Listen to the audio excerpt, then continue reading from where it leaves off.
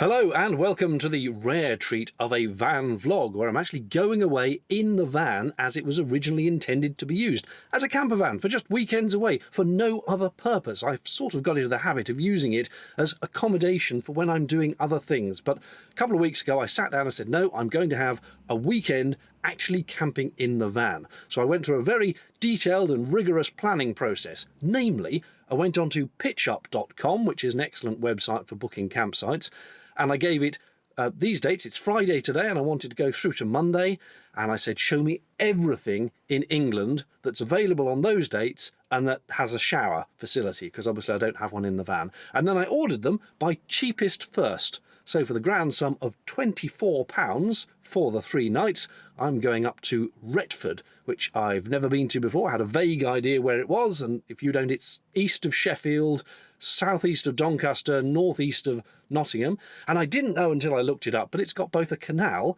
and a river running through it.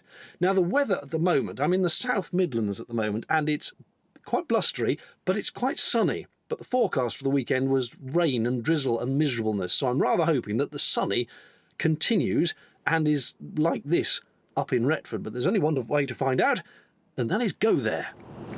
That meant a journey which took in the M6 and M69 motorways,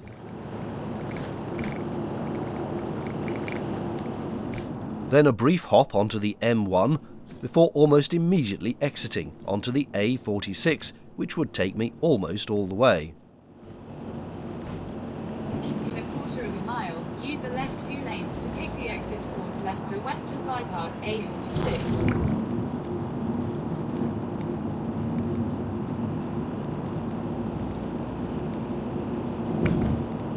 Use the left 2 lanes to take...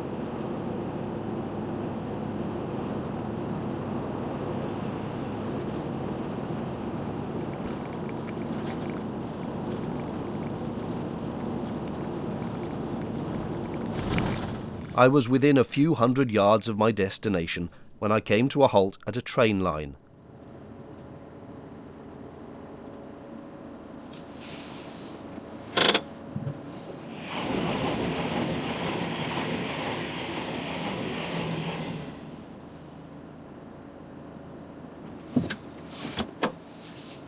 The wait wasn't very long, and my campsite was about half a mile ahead. But disaster! There it is on the right. Your destination is on the right. Bollocks, that was it. Oh, bollocks. Now, with cars right behind me, I needed to turn around. Needless to say, there was nowhere immediate to do so. But after a little jaunt into the countryside, I was able to return, hoping I wouldn't overshoot again the other way.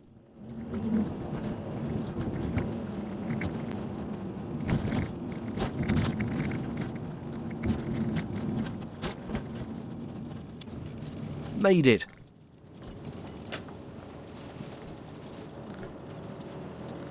And I pulled up where the sign clearly said, "Pull up here." Please wait here, it says.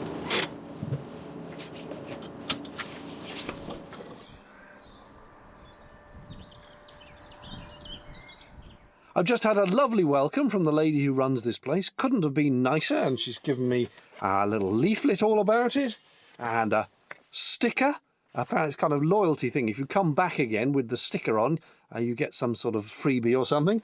And there are horses, and there are fields all around, and it's absolutely marvellous. Apparently there's only one other van booked in, at least for tonight anyway, so it should be quiet as well. Let me show you round. I'd parked in the furthest corner, the prime spot, with both the front and side of the van overlooking these lovely fields.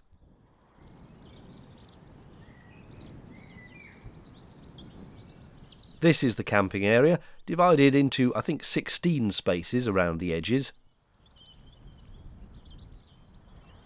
My neighbours seemed quiet enough.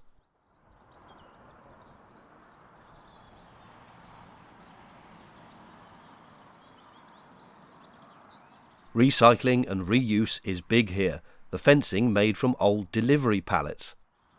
I didn't need an electric hookup, but they do have that facility. There's a rather nice communal fire pit area.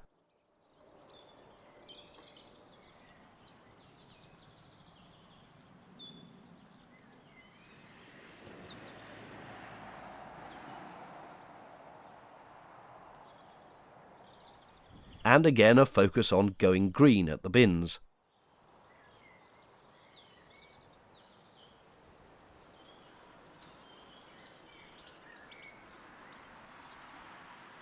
Here's the reception shed. It has a smattering of camping spares for sale if you need them.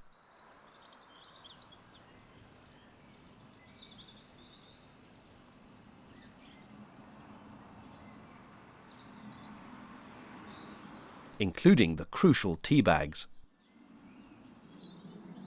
How's about this for a dishwashing area? Wait till you see what it's part of.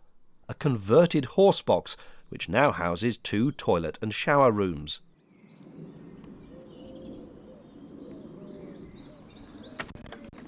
Each room was nice and large, clean and bright, and with facilities as expected.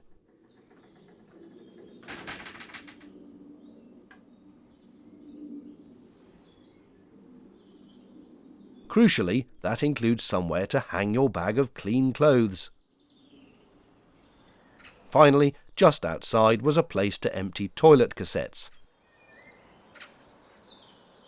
And a hose for fresh water too.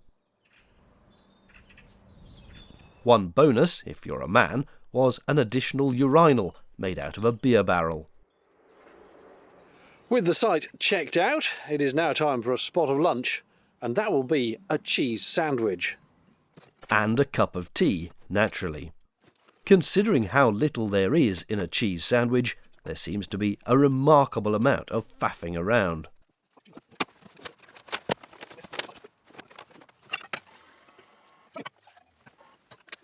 Over the years, many people have asked for my cheese sandwich recipe, which has always surprised me because I've never thought of a sandwich as needing anything so complex as a recipe. It's buttered bread with slices of cheese on it. No mayo, I hate mayo. No salt, I dislike salt. I might sometimes add a bit of cucumber for some crunch, and I'll have tomatoes on the side usually, but that's it. And no, it's not toasted. That would be a cheese toastie, not a sandwich. Worthy of a place in the Tate, I think you'll agree. And that is the correct shade for tea, stewed for precisely 30 seconds after a good stirring. Delicious.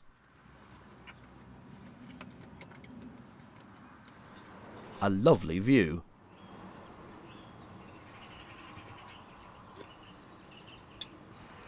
But soon after the skies turned ominous, and before long light hailstones were raining down. Welcome to April in Britain.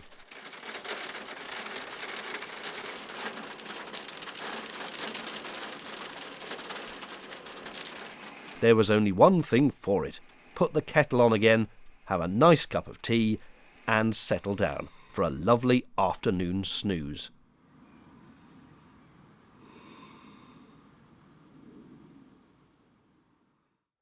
I had a nice nap, and then I sat and watched some YouTube about lawnmowers and fixing flat roofs, because I'm buying a house and I know I'm going to need a lawnmower and also to fix a flat roof over the garage.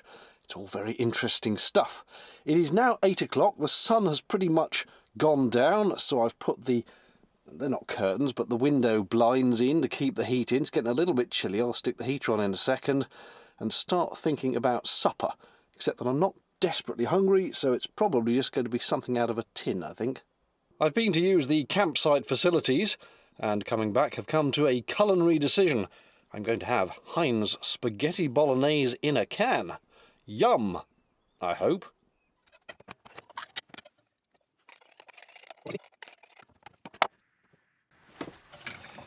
And I'm using a plastic spoon so as not to scratch the saucepan, which I think has a non-stick surface of some kind. And I think to save washing up, I'll just eat it out the saucepan.